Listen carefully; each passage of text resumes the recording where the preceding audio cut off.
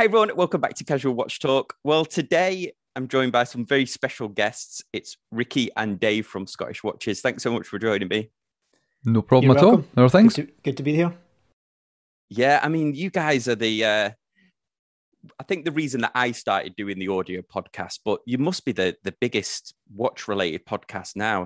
We're biggest by volume. We've got the largest back catalogue approaching 360 episodes, and I believe worldwide listenership and downloads probably second biggest, maybe third, something like that, under Hodinkee. Yeah, under Hodinkee Radio possibly, which is obviously much less frequent, but they've got a big audience, shall we say. They know how to market. Yeah, I suppose that's a separate subject. I don't really listen to Hodinkee Radio. I'm glad that... Hodinkee marketing. I like it. I like that. Nice Freudian slipped right off. Brilliant. Yep. Excellent work. Yeah, he says, "Oh, we've got this great watch review. We're going to give you our honest opinion. Here's the link to buy it in our store." Funny that. I think it's different as well, isn't it? To me, their thing's more like a blockbuster movie. It comes out infrequently, but when it comes out, it's big. Whereas we're more like the soap opera that plays twice a week, every week without fail, and has been doing it for years. That's kind of the difference, I suppose. Yes, with a cliffhanger at the end. Yeah.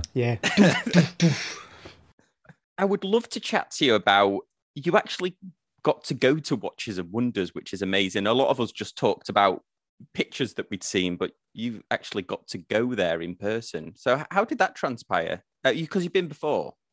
So I suppose this year's was slightly different in that it was the first time back after a few years due to COVID and, shows, falling apart, shows changing because different people decided to go or not go, etc. And really this is the first time that, broadly speaking, the vast majority of the kind of watch industry, minus the obvious one, that being Swatch Group, kind of got together broadly. And if they weren't at the show, they were in and around the city, so to speak.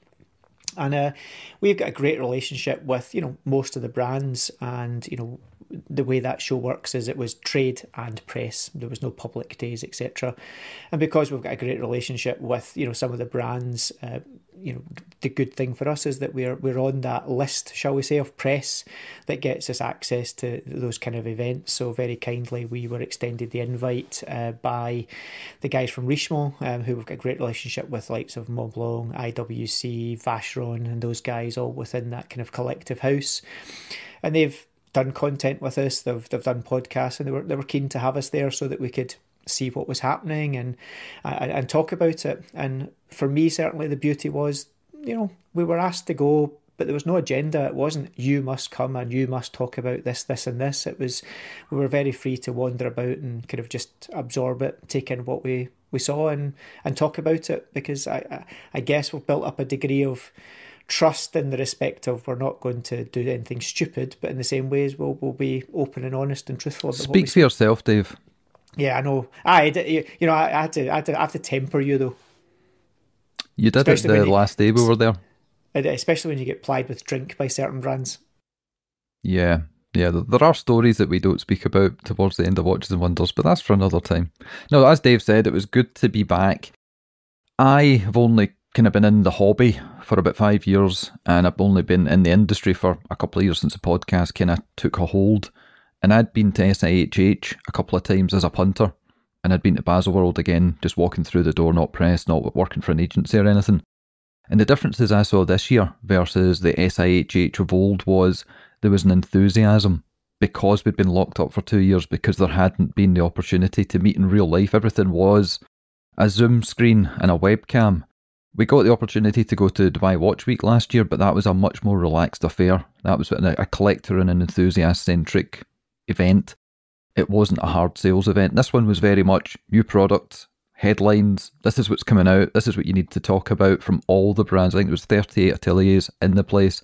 Then you had the satellite shows that kind of congregated around different places in Geneva. There was hotel lobbies, there was exhibitions. So it was good just to get out, get to meet people in real life, and as you said, most people were looking at pictures on screen, beautiful renders that weren't real watches. We get the opportunity to put a watch on the wrist, see what it felt like, see how it wore, and how it reacted to different styles of light. And that's something that, we're really appreciative of for the guys at Richemont for inviting us across to get that opportunity. It's the same things that pictures will never tell you, like the bracelet. Is it jangly? Does it feel good? Does it nip your skin? Does it pull hairs? All of these daft things that a picture will never tell you, and you can get yourself fixated on a watch by seeing a picture and think that's the one, and then just that moment when you try it on and you're like, oh, it just doesn't fit, or it pulls my skin, or it nips my hair. All of these things that can happen, but when you try it on for real, you'll know straight away. Yes, Dave, it's like online dating. It's like Tinder. You see the pictures and you're like, oh, supermodel, and then you meet them and you think, oh dear. Next question. Do we do wrist checks in this show? Oh yeah, well, we can absolutely do a wrist check. Yeah, I mean, please. Sam, what are you wearing? Guest. You're the host. Well, I'll go first then. I'm wearing Christopher Ward. I just interviewed Mike France from Christopher Ward, so I don't know. What one's that? Is that a Trident? It is. People joke in our comment section that Casual Watch Talk is actually a front for Christopher Ward Talk. And so are we. That's fine. Sorry, don't worry. Mike France has got this sussed. He is he's the cabal. He's the ruler of all. Behind all the strings being pulled, it's Mike France. Puppet master. I will not confirm or deny that. Yesterday we spoke to Mike France probably straight after you did, and as I said to you off air, we were doing this as maybe a 10-minute, 15-minute segment on a new watch that was getting released, and it ended up being 30, 40 minutes because the guy is just a fountain of knowledge. He's got massive amounts of enthusiasm and he just keeps going, and you don't want to stop him because it's great content. And he was talking about a watch that I think is still embargoed right at this second, but will be out soon. But we had a great chat about things, loads of different stuff. Plus, we've got a limited edition Christopher Ward watch coming out in about a month and a half's time. So it was good just to catch up with him again. Oh, you didn't know? No, I did not know that. We should definitely plug that now. I did not know that, no. Yeah, it is based on the C63 Sealander. We're Scottish, therefore, of course, we have renamed it the Highlander. It's a limited edition piece of 69 pieces, because of course, and it features a number of Easter eggs that we're not going to talk about until people actually get the watch in their hand, but the dial is fantastic. It's got a printing of the Scottish Saltire and the English flag, miniaturised and patterned almost like a guilloche, but it's not. But it looks like it when the light hits it in certain ways. So I'll send you some photographs of it for the show notes. And this is something that looks better in real life than it does in the renders, and the renders are pretty good as well. Yeah, absolutely. Wow. So you've got the swatch, you'll have the Christopher Ward. So there'll be a time when there's watch collectors that only collect Scottish watches, I'm guessing. Hopefully. There are another couple. There was one that kind of fell by the wayside, might get reinvigorated at some point. And we're working on a couple of projects that we can't really speak about until they move further down the line. But we try and do something that is pocket friendly, that the enthusiasts will appreciate and people that listen to the show will be able to buy into, because we're always asked for things, when are you guys doing X, Y, Z? Even merch, mugs, t-shirts, stuff like that. We don't really do merch because we're a watch podcast, but if people want to get something they think looks cool, all the better for it. Yeah, and I think definitely a plug for my Christopher Ward interview, and maybe yours as well. Mike, one of his many gems that he deposits as he's talking, he explained something significant about the new dial that I know a lot of people that have perhaps not dipped into Christopher Ward yet might be interested in. So I know what you're talking about. Yeah, I think it's also really cool as a brand. It's a brand that I think unfairly within certain echelons of watch collectors gets a bit of a hard time. Really unfairly in my eyes. I mean, their business model is a little left field. It's not the normal business model, the multiple that he does for retail price, the fact that it's direct only, etc., etc. But one thing I can absolutely tell people from the experience of even just working on our watch is they've got a pretty dedicated team of people that are pretty fastidious about getting it right, and they don't cut corners. This is not a product that's moshed out in a pit in a factory in some hellhole of the world to make it as cheap as possible. These are really high grade, high quality products. They don't pretend to be high horology, albeit they do a couple of pieces occasionally that really are pretty premium. But, they're really solid quality. And Mike's a great leader for that brand. He knows what he's talking about, but he also knows his limits. He knows when he's like, yeah, well, actually, I'll get someone else to talk to you about that because that's not my wheelhouse. But he also he's just energetic. He's one of these people that, whether he was 13, whether he's 20-something, whether he's the age he is now, he'll always be as bouncy. 80-something. Till the 80-something. He's aged well. Yeah. Tough paper around that Yeah, boy. he's done all right. But, to be fair to Mike, he's one of these people that up until the day he departs this mortal coil will be bouncing along quite the thing. He's just full of energy. You talk to him and you can't help but come away feeling invigorated with even just life in general. Couldn't agree more. Right, Dave, you can go next. You like coming Wrist second? check for me. I like coming second. I have on my Speedmaster 321, the modern reinterpretation. So oh, wow. This is what's affectionately known as the Ed White.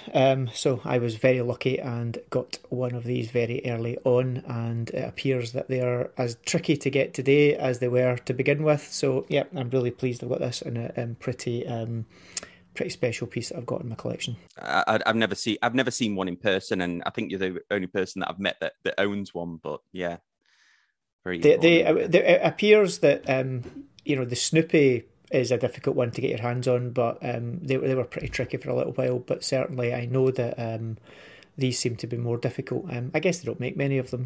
We all know the story. Is it because it's one watchmaker that makes the movement all the way through?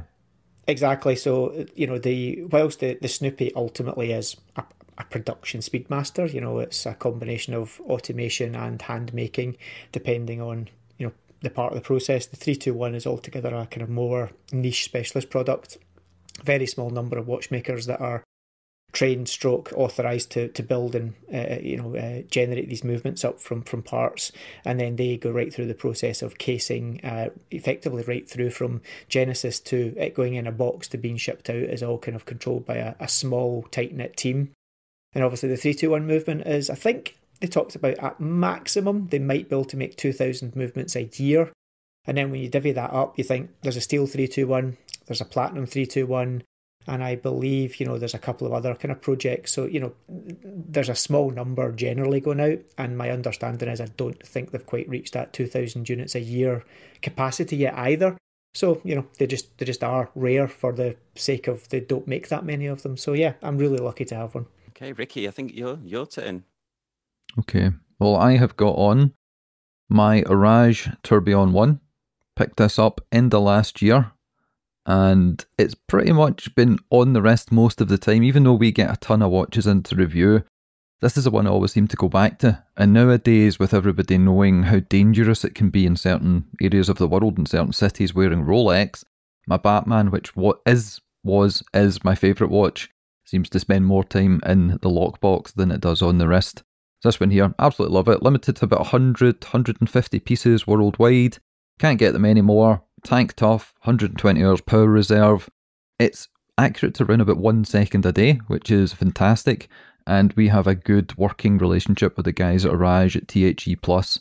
I've worked with them for a number of years on things. They're always on the show talking bollocks about something or other because, like us, they're the upstarts of the watch industry. They're based over in Switzerland, but they are the runaway, the black sheep of the family. And we got on great with them, and they've got some good products coming out later on in the year. They're an interesting brand. Orage is a brand, to be honest. They are first and foremost an engineering company. THE Plus, which they're now. They actually had THE Plus, their engineering wing, and Orage is their brand, but they've actually very recently kind of decided to rebrand into just Orage in totality for everything. But, their main background is engineering movements, whether it be for themselves or for others or to help others with engineering solutions. And, they've got some pretty impressive movement technology from their original K1 into the K2, which is in the latest edition, the Super Seed, and, the tourbillon that they did in Ricky's watch there. Probably latterly, most famously knowing for being, I guess, the engineering powerhouse behind Bremont's new in-house movement, is where it comes into play. In-house manufactured movement. There we go. Officially in-house manufactured movement, but Yep. based very very deeply on that original K1 movement with Haraj, albeit there's been some kind of combination engineering between the two brands to tweak it for what they want. And Bremont have bought into the IP and the ownership of that movement as well, so they can legitimately call it theirs because they have skin in the game, so to speak. But yeah,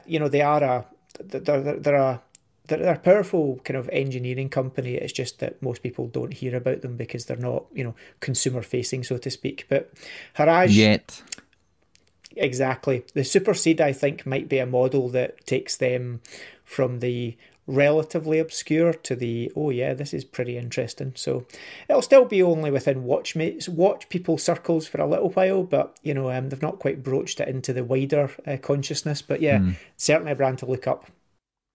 I'll show you quickly. I don't know how good my webcam will pick up, but that's the front, which is pretty impressive. If you check the Scottish Watches Instagram account or the show notes for this show, I don't know if you do them or not. Hopefully you do. We'll put some pictures there. But even the back of it is just as impressive. They work with a team at Arm & Strom to work on the actual production. They design it. It was actually a female watch designer that came up with the layout for the watch and most of the movement, as far as I can tell. And it's just superb. I wore this for the first time over at Dubai Watch Week because it was brand new, and also I wanted to wear something that probably no one else would have. And this ticked all the boxes, got a lot of attention. Same at Watches and Wonders, took it over to that, because when people are kicking around with $10 million Jacob codes and the rest, what you're supposed to wear. Yeah, and it was interesting. We'll not name the brand because it's not fair, but we were at one of the highly appropriately named Touch and Feels. They haven't quite sussed out that Touch and Feel in English is probably not the best translation of whatever it is in French or Swiss. But the Touch and Feel sessions was one of the brands, which we did see an exceptionally lovely couple of watches from them, unnamed brand. But Rikki took his tourbillon off and laid it on the desk to pick up the other watches to have a look at it, at which moment I think one of the other press there decided to pick his up and woo, and it's like, no, give me that back. That's nothing to do with this brand. Don't be looking at that in this brand's presentation. So yeah, it definitely garnishes a little bit of attention. Oopsie. But what Dave said there about the Super Steed watch, that is one that everybody should have a look at, because if I was to hit you with the spec, you would be wondering on the price. So it's in-house designed movement and watch, custom bracelet clasp system, which is fantastic. It has got a power reserve indicator on the front. It has got AM/PM indicator. It's a genuine GMT movement with date function. And if you flip it over, it has got a micro rotor. It's not full, it's not peripheral. Micro rotor. And the back of the watch, again, is absolutely stunning. They've left most of the movement open through the clear case back so you can see the inner workings. And, if I was to say to you, how much would that cost? Most people would say, 10 grand, 15 grand. They're bringing it out for around about 6,000 or 7,000. It's insane. It's because they're the guys that make the technology. They designed it. They own the patents. They don't have to pay anybody else. They create everything in-house, apart from maybe a couple of things like the sapphire and whatnot. But because they do it all in-house, it's all vertically integrated.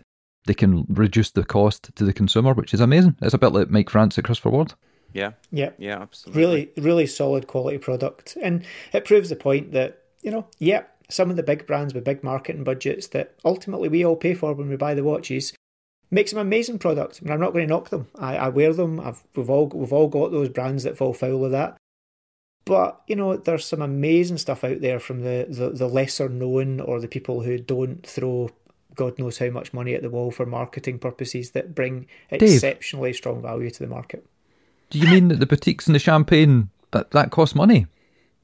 Yeah, you know how when you go in on a Saturday and think you're pulling a fast one by blagging a bottle of champagne before you go out on a heavy night in the town, you think, I got away with that. See the next time you buy a bottle of wine. See the next time you buy a bottle of watches.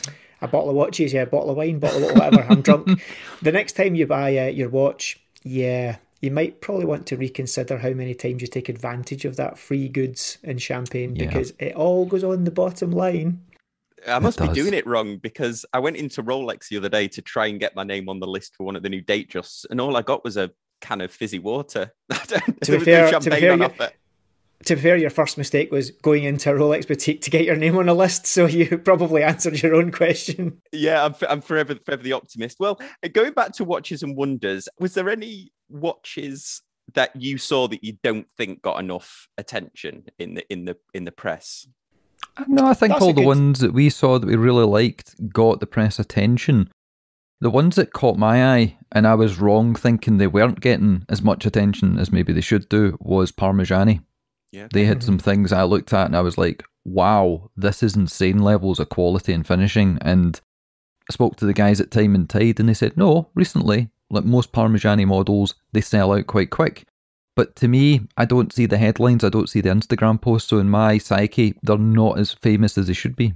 What about you, Dave? Yeah, I'd agree with that with Parmigiani to a degree, albeit I think they've managed to successfully board the high-speed hype train to integrate steel bracelet famedom.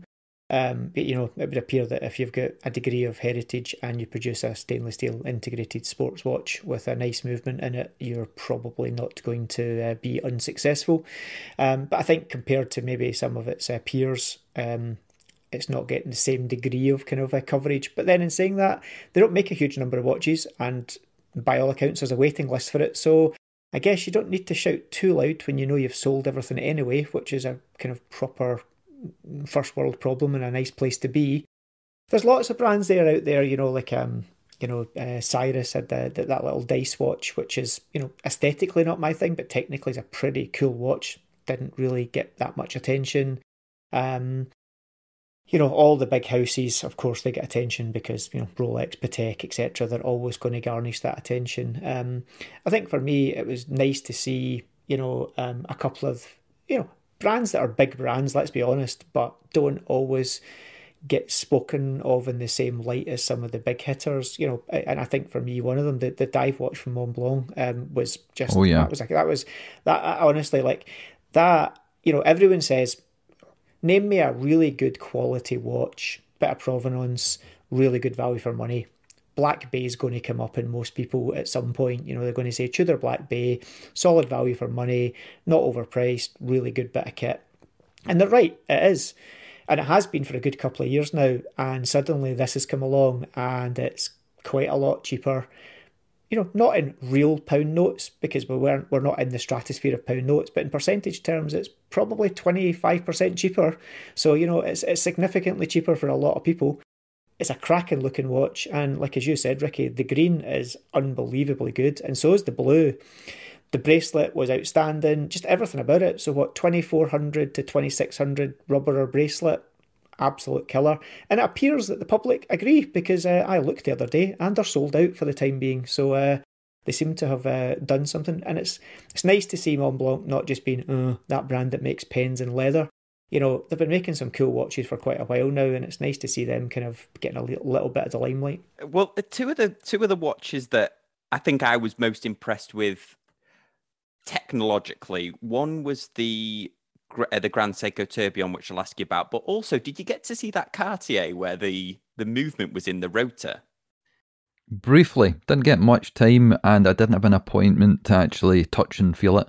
But I got to see it at the event and loads of people were speaking about it. We were only there, unfortunately, for about 2.5 days. The moment we landed, to put people in the picture, you've got Geneva Airport, and then you walk out and you walk up a hill, and 5 minutes from leaving the departure area, you are inside PAL Expo, where this event is held. It's also the place where the Geneva Car Show used to be held. And it is just, it's almost like joined on. It's fantastic. But the moment we got off the plane, went through passport control and got to the event itself, we had to rush to do our first interview that was with the team at Vacheron Constantin. And from there, we immediately went to Montblanc, and from there, we immediately went to IWC. So it was like a whistle-stop tour for 2.5 days. We never get the chance to go around to all these amazing ateliers and check out even the independents. It was crazy. Next time we go, hopefully we can spend a little bit more time there. Yeah, but you're right, that Cartier piece was, it's pretty exceptional.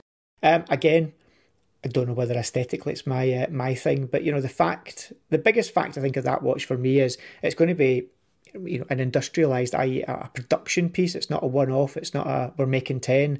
It's part of their core range, and it's something that I don't think they're going to make thousands and thousands of them, but it's a watch that, broadly speaking, if you fancy it and it's up your wheelhouse and you've got the money to buy it, then it will be available. So it's a pretty cool bit of technology, and aesthetically, I mean, it's amazing to look at. It's not necessarily something I would want to wear, but it's just, it's such a cool thing to look at. And you got to see the Grand Seiko constant force tourbillon, is it called? Yeah. Yeah. The Kudo? The Kudo. Unbelievable. Certainly with me, vying for, it's definitely in the top 3 of watches that were at that show, full stop. As a technical exercise, it is arguably number 1 by quite a country mile. You can argue about aesthetics. For me, things like the Vacheron 222 reissue, it's nothing new that we've not seen before, but it's beautiful from a point of view of something you can buy. But that constant force tourbillon from Grand Seiko was just, and I've used this phrase before, it was a tour de force. Don't say it. I said it. I've done it. I know I've said it, but it is. It's a constant tourbillon force. Yeah, there's nothing about it that's just not impressive, from the engineering, the design, the materials, just everything about it was just unbelievably good, and actually arguably probably in only the way the Japanese could. The Swiss, could the Swiss make it? Sure, they could. Would they make it? Probably not, because it would take that kind of fastidiousness that, the Japanese engineers are known for to actually just go, nope, this is going to happen. The Swiss would have probably gone, we don't quite need to do that, or why are we doing this? It's just unbelievable. And the kind of whole thing about it, touch, feel, look, materials, knowledge, technology, but the sound of it, the sound was just unbelievably glorious. And, Rikki will tell you about that. Well, yeah, you're talking about the way the Japanese did this. The way I explained it on our episode talking about Watches and Wonders was, every so often, a Japanese car brand throughout the decades would just fire something out there and everyone would be like, what the hell was that? It happened with the Honda Acura NSX when they took on Ferrari and the big boys. And then it happened again with the Toyota LFA, Lexus LFA. It's just something that is so much higher ground than everything else that you saw, and a different design philosophy than you've previously experienced. And with Grand Seiko, they've never been known for making bad watches. I don't know anyone that says a bad thing about Grand Seiko. They always speak highly of them. But then they blew this Millennium Falcon out the water. It was like the Enterprise. It was completely different, futuristic.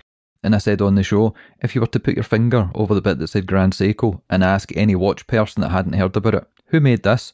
You would get 10 different answers, because it was just so out there. But with the design philosophy, the history, and the know-how to actually build something that was functional as well as beautiful. One of the coolest things they did as well was they said, the whole idea with the tourbillon and this in kind of the same geometry for the cage, etc. They said, we've also got a big model that's multiple scaled up so you can see it, and you're half expecting some, kind of bit of 3D printed plastic to get wheeled out and to look at it. But no, they had engineered a big, fully working lump of metal that they had redone the whole tourbillon and the cage and everything, and wheeled it out as well. And it was the size of a dinner plate. And you're thinking, yeah, this is something that the Japanese are just masters at. They totally blue petered it. They went, here's one we made earlier, pulled this sticky back plastic version out. No, it wasn't. It was fantastic. It was proper. And it was in comparison to another brand that I had a look at, Roger Dubuis. They were showing off one of their Excaliburs, Knights of the Round Table watch, and they had the 3D printed movement, and that kind of paled into insignificance once we saw Grand Seiko doing it right. Yeah, you're right. I wouldn't, if you covered that name up, you wouldn't guess it was Grand Seiko, because the recent years, it's all about the dials, isn't it? And the case finishing. They've obviously got their ATEL35 movements and the spring drive movements. They're constants, but they've been really, and the high beat, but they've been really improving the dials and stuff. So I think it certainly blew me away when I saw it.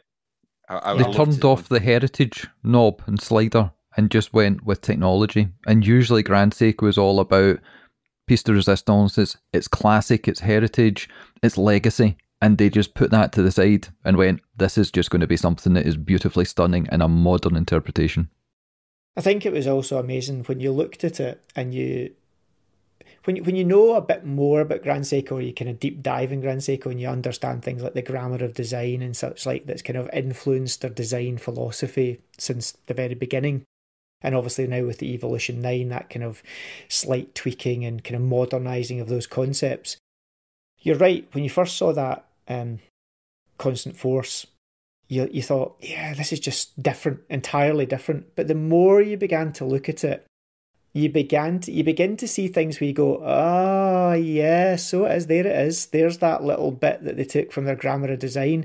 It was almost like somebody who had taken the book of rules but read the rules differently. So it's a bit like, occasionally a Formula One team says, yeah, oh, we've got a new wing, and everyone goes, oh, outrageous, ban it. And they suddenly go, well, the way we read the rules is that it says this isn't illegal. It's a bit like that. Someone who read the rule book and that one went, yeah, it fits all the rules, but we're going to do it different. So it was a wee bit like that. So it was just properly left field and really an amazing bit of technology, albeit better part of €400,000. So, it's not going to be an impulse purchase for anyone. No. And like you mentioned earlier, we did a full show with Grand Seiko. We recorded part of it before we went, and they said, we can't tell you what we're going to release. You'll have to record when you're actually in Geneva. So part of the show is recorded here in the UK, and then the other part at the end. And the comments and the feedback we've had on it were brilliant, because we call him Handsome Rob, and when you see pictures of the guy we interviewed, you'll understand why. He should be walking down a catwalk. Yeah, he's fantastic, but he's also super knowledgeable about the product line, and it's just a great episode. So if people haven't heard that one, fully recommend going and checking it out. Same with the Vacheron. They wouldn't tell us certain things. They wanted us to come to Geneva to meet them, so we recorded a show live with those guys too. Love the idea of the Grand Seiko Spring Drive. I'm all in on the concept, on the movement technology, but I've not found one yet in the catalogue that I would push the button on. Well, just the aesthetic. Well, it's funny you say that, because your compatriot in arms is on this call. Rikki loves the idea of Spring Drive, but has never quite put his finger on it, broadly because he is a pedant when it comes to things on dials, and he just has broadly, I think it's fair to say, been displeased with any form of power indicator on the dial. And the odd one where the power indicator isn't on the dial, it's kind of been like, oh, yeah, I don't like the dial or the case or whatever it is. It's not, I think if he had the Lego kit of Grand Seiko and he could pick the bits he wanted, he could absolutely build his perfect one quite easily from what's there. But there's nothing actually come to market yet. But I was surprised by there's one that's landed though, just on the releases from Watches Wonders, that had all the things on it that I thought, he's going to like this, but not like it enough that he would want to buy it. And I think he might be getting pretty close, that if the money's become available, he might bite the bullet on that one. Well, I have ordered a new balaclava, so I might be paying the banks a visit. Dave's kind of right and he's kind of wrong there. It wasn't I was against the idea of having a power indicator on the dial or on the reverse. It's the arrangement. I like things to be symmetrical. And always the power indicator would be up here and then there'd be an extra dial here and a wee dial over there. And I used to say it was a bit like 1990s Japanese cars. They put clusters and stuff everywhere. Beautiful on the outside, the inside interior, not quite as great with the dial arrangements. And they nailed it with a new one. And I can't remember the name of it. It's a Grand Seiko Diver. It's got a beautiful dial. It's got the symmetry. It's got all the parts that you want in it. And it blew me away. That's the one that I actually held the longest when I was getting the press event done. More so than the Tourbillon. I was playing with this Diver. Do you know the model details of it, Dave? What was it, the Diver one? Yeah, it looked like a carbon effect dial, but it wasn't. It was to give you the feeling of the ocean at night under moonlight, the way that it worked. The black tides, isn't it? So the black tides that run up between the archipelago in Japan, it's kind of to give you that look of it. I know Seiko and Grand Seiko are run as two separates, but I think Seiko, for me, the main brand, I think it's been all over in my mind, it's been all over the place recently in terms of the pricing of things. They've seemed to have upped the lower end mechanicals, or the entry level mechanicals. They seem to have upped the price, but not upped the movement technology. Yet at the top end at Grand Seiko, they're doing amazing things with the movement technology. and they seem to be closing that gap between their standard movements that, to me, aren't that exciting, but their prices are getting much closer to, you know, the ATEL35 and the high beats and the spring drives and things like that. So I think what you'll find, for me, certainly with Seiko, you know, as a brand, Seiko Corporation, shall we say, so everything from your very entry level Seiko 5 right through into Credor, you know, all falls under that greater umbrella of Seiko Core. And obviously, yes, you're right, Grand Seiko was kind of hived off as a separate standalone entity, I think around about 2017-ish, and it operates, broadly speaking, in its own right. And then within Seiko, you're right, I think Seiko's undergone a bit of flux in that everyone used to just go Seiko, and it could be £200 or it could be $5,000, and everyone went Seiko.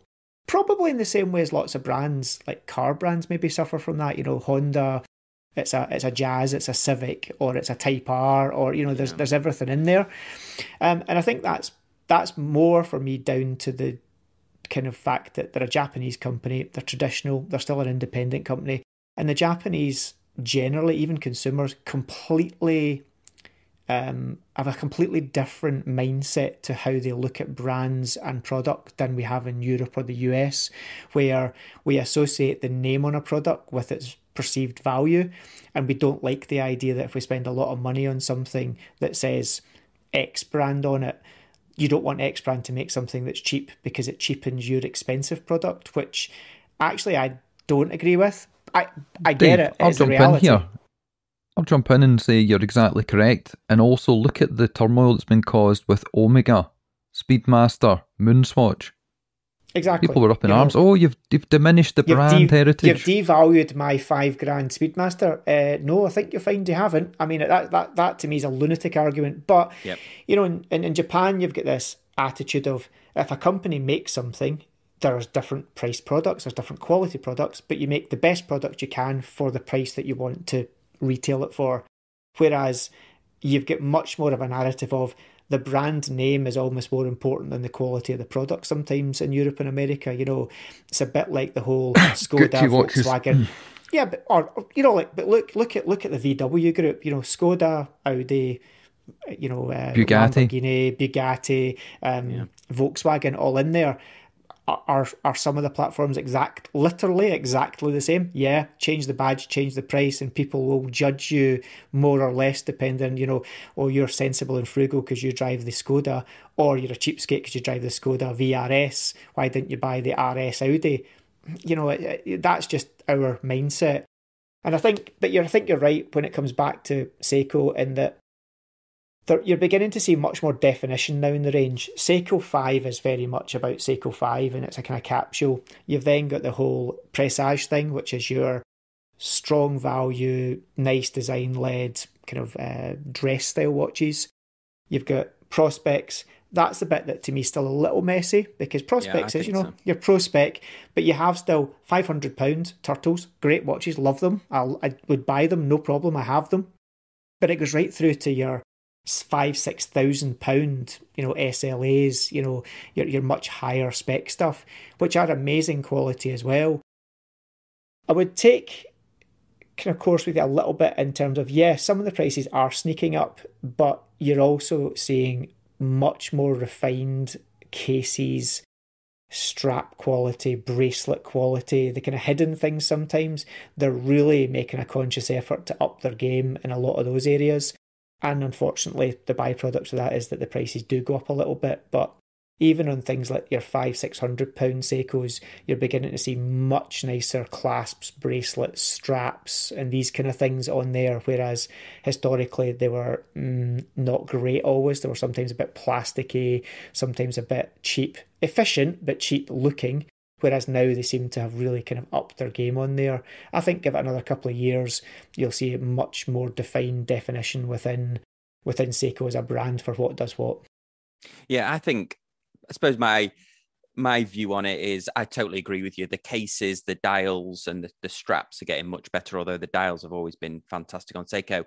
It's when you're still paying similar amount for like the 4R35, those type of movements. They've increased the price of the overall product, but they haven't done any improvements in movement technology. They still have those crazy sort of plus and minus, plus 20 seconds, minus 15. They still have these ratings where, and I think when you're getting into, well, Chris, to name a product, when you're getting into Christopher Ward territory, when you're paying $800 for or pounds for Christopher Ward that's got a COSC regulated Salita movement in there, and there's also an $800 turtle that's just got their bog standard 4R35. They've done they haven't even bothered to regulate it really. They're just stamping them out and throwing them in the case. I think that's where the lines blur for me with Seiko, where I love their high-end stuff. They're obviously their entry-level stuff. Their entry-level quartzes is awesome, but I think there's still, for me, that blurriness in the middle, and that's. Yeah, I mean, I get that. I guess that really ultimately comes down to, ultimately as a consumer, you're right, those two products are available to consumer, but to a certain extent, you're comparing apples and oranges in that they're two materially differently structured businesses. If Christopher Ward, let's say, was a more traditional route to market brand, as Seiko is, i.e. the brand sell to retailers sell to consumers, that £800 Christopher Ward wouldn't be an £800 Christopher Ward. It'd probably be a £1,500 Christopher Ward. So there's a degree of that. I think, when you look though, all brands that are, broadly speaking, traditional route to market, all of them are going up, and unfortunately it's a consequence, I think, of lots of things that we've no control over: energy prices, raw material prices, COVID, supply chain and stuff. Everything's getting markedly more expensive. I'm objecting to paying, half again as much for keeping my radiator at the same temperature. So I guess my heating's not got any more efficient, it's just got really much more expensive. So I guess it's the same thing ultimately. One thing I would ask on that is, with Seikos that advertise plus 30 seconds, of the watches that we've seen, the Japanese have always been notorious for being conservative or giving worst case scenario. An example, let's go back to cars like I did earlier. Back in the 90s, there was a gentleman's agreement between all the Japanese car manufacturers that no one would release a car with more horsepower than 280. And every car that came out was about 350. So when it comes to a Seiko movement that's plus minus 30 seconds, most of them come in at plus 5 or there or thereabouts. Ones I've seen anyway, maybe plus 10, but it's never to those extremes. That's just, they're covering their arse. Yeah, when you mass produce something in huge, if you think about it, Seiko is one of the only companies that produce mechanical watches in ludicrous volumes. Every other brand that produces watches in those volumes, they're quartz, almost without fail. And quartz, you stamp the movement out and it will be accurate. It's quartz at the end of the day. Quartz is accurate, end of story. And when you're pumping out tens, if not hundreds of thousands of units of watches in their quartz, easy, boom, boom, boom, off you go. Think, how many other brands do you think are putting out as many numbers globally as Seiko? We think of turtles as collectibles. We think of, the samurais as collectibles in vast areas of the world, whether it's, Indian subcontinent, African subcontinent, Asia. These are the staple day-to-day watches that the general public buy as their day-to-day timepiece, and there are hundreds of thousands of these things sold. But the fact you can get a mechanical watch that's even as accurate at the worst case of what they say that they produce in the numbers they do is a pretty impressive feat of engineering when it really comes down to it. So much so that I can't think really of anyone else that's doing it. Does that not own Miyota? They own Miyota as a movement manufacturer, yeah they do. Yeah, because I think I've got an inexpensive citizen diver sitting somewhere that has never seen the light of day. Well, that Miyota movement, that 9015, I would say is better than anything that Seiko do in terms in those mid-range. Yeah, I mean, I would always go for the NH35. Well, I mean, the NH35 is good, but that's made by TMI, isn't it? Their sister company. But if you try to, if you can, and why I say that, if you can actually regulate with some accuracy a Miyota 90, well, in fact, any of the Miyota 900 series, but the problem with the Seiko movements is you can regulate them, but they're wildly different, like positional accuracy. The ones that we've tested on the channel are kind of pretty all over the place, and I don't. That's your delivery driver's fault.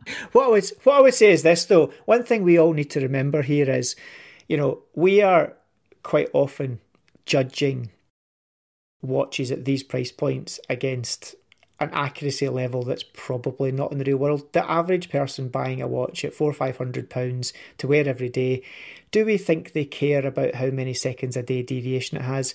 Do they even understand that there is a deviation? The answer is no, they don't, and they don't care. And when you try to tell them, they look at you with a glazed look of, can you just shut up and buy me another gin and tonic, please? Yeah, it's funny. A colleague at work who owns a Milgauss, I was chatting to him about his watch, and he's like, it's not very accurate. It loses about 10 seconds over 2 weeks, and I'm like, wow, you got a really good one. Yeah, your one didn't get delivered by Ace Ventura. Yeah. Wow. So there we go. Yeah, but lots of things. You can always. The beauty of these conversations is the amount of deep dive you can do into something that in the real terms of the world is completely and utterly irrelevant, but it's the most important thing that we've talked about for the last hour. Just amuses me no end. Yeah, well, on that bombshell, I really appreciate you both joining me on this episode of Casual Watch Talk. As always, guys, I really appreciate you watching and listening, and I'll see you next time on Casual Watch Talk. Thanks, guys. Bye.